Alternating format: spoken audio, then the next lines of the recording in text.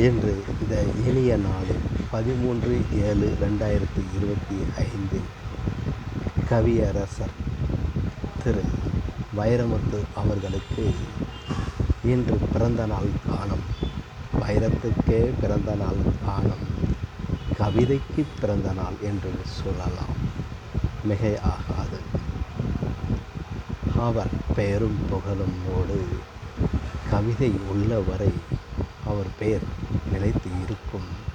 அந்த அளவுக்கு கவிதைக்கு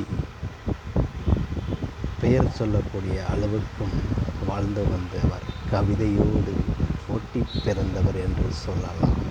ஆக அவர் நீடூடி வாழ்க வேண்டும் என்று பல்லாண்டு காலம் வாழ வேண்டும்.